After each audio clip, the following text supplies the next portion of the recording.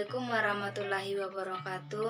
Saya Irmawati dengan NIM 90300111939, Ilmu Ekonomi C, Konsentrasi Sumber Daya Manusia dan Ketenagakerjaan. Di sini saya akan menjelaskan terkait draft proposal saya, yakni yang berjudul tentang pengaruh pertumbuhan ekonomi, jumlah penduduk, dan pendapatan asli daerah atau PAD terhadap pengangguran di Kabupaten Jeneponto. Untuk materi pertama terkait dengan latar belakang, di mana pengangguran merupakan masalah pokok dalam suatu masyarakat. Jika tingkat pengangguran tinggi, maka sumber daya terbuang percuma dan tingkat pendapatan masyarakat pun akan merosot.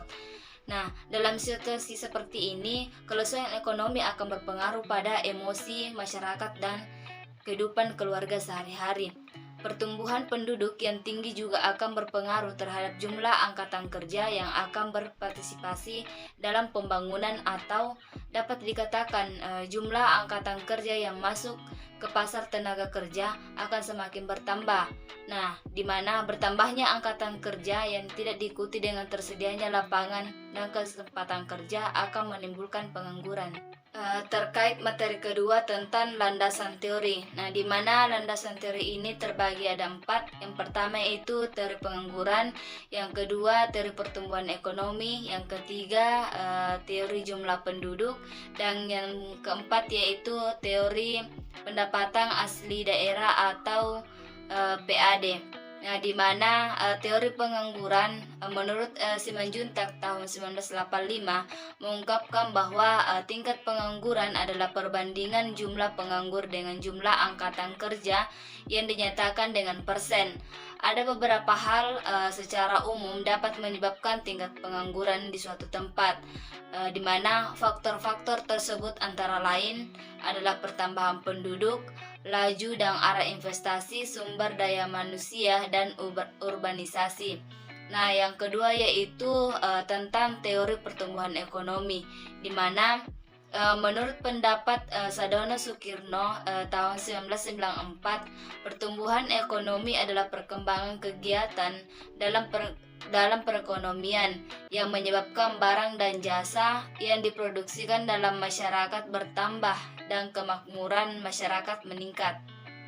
Dan yang ketiga yaitu jumlah penduduk, di mana Lembaga Badan Pusat Statistik dalam Statistik Indonesia tahun 2020 menjelaskan bahwa penduduk adalah semua orang yang berdomisili di wilayah geografis Republik Indonesia selama 6 bulan atau lebih, dan atau mereka yang berdomisili kurang dari 6 bulan tetapi bertujuan menetap.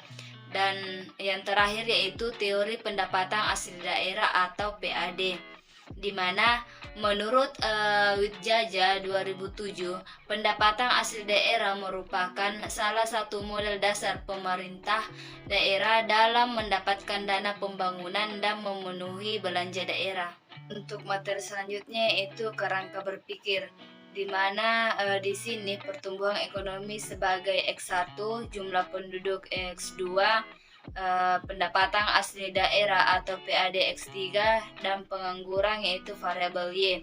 Nah, di sini pertumbuhan ekonomi berpengaruh negatif terhadap pengangguran. Artinya, jika pertumbuhan ekonomi meningkat, maka pengangguran menurun.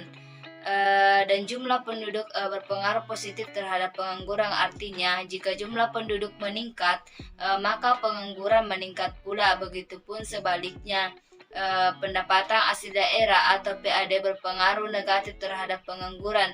Artinya, jika pendapatan asli daerah atau PAD meningkat, itu mengindikasikan meningkatnya penghasilan daerah dari berbagai sektor seperti bidang ekonomi, dan pastinya faktor produksinya adalah angkatan kerja, sehingga dengan adanya peningkatan pendapatan asli daerah atau PAD, maka akan menurunkan pengangguran. Jenis dan lokasi penelitian. Yang pertama yaitu jenis data, di mana jenis penelitian ini adalah penelitian kuantitatif dengan menggunakan perhitungan statistik. Lokasi penelitian ini dilakukan di Kabupaten Jeneponto.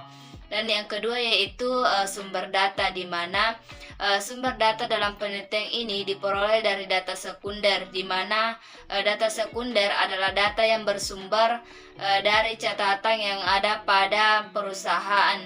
dan dari sumber lainnya atau dihimpunnya data dari Badan Pusat Statistik Sulawesi Selatan dan Simrak Bappenas dan sumber informasi lainnya dari instansi terkait serta literatur yang sesuai dengan topik penelitian. Nah, teknik pengumpulan data, di mana pengumpulan data merupakan hal yang sangat penting dalam penelitian karena dapat digunakan untuk menguji hipotesis yang telah dirumuskan. Beberapa metode pengumpulan data yang digunakan dalam penelitian ini adalah dengan cara mengumpulkan informasi sebanyak mungkin yang berkaitan dengan judul atau permasalahan penelitian dari berbagai literatur seperti buku, jurnal, internet, lembaga atau instansi yang terkait dalam penelitian ini, Badan Pusat Statistik dan lain sebagainya yang berhubungan dengan masalah pertumbuhan ekonomi, jumlah penduduk, dan pendapatan asli daerah atau PAD terhadap pengangguran di Kabupaten Jeneponto. Dan materi yang terakhir yaitu metode analisis data, di mana teknik analisis yang digunakan adalah dengan menggunakan pendekatan deskriptif kuantitatif dengan penelitian studi kasus yang dipergunakan untuk mengumpulkan, mengolah, dan kemudian menyajikan data agar pihak lain dapat dengan mudah mendapat gambaran mengenai objek dari penelitian tersebut. Dalam penelitian ini, penulis menggunakan model regresi linear berganda atau metode satu tahap dengan bantuan software SPSS dan digunakan untuk menunjukkan hubungan antara variabel bebas atau X dan variabel terikat atau Y dengan analisis statistik. Baik, itulah tadi yang sempat saya sampaikan mengenai yang terkait dengan draft proposal saya. Sekian dan terima kasih. Wassalamualaikum warahmatullahi wabarakatuh.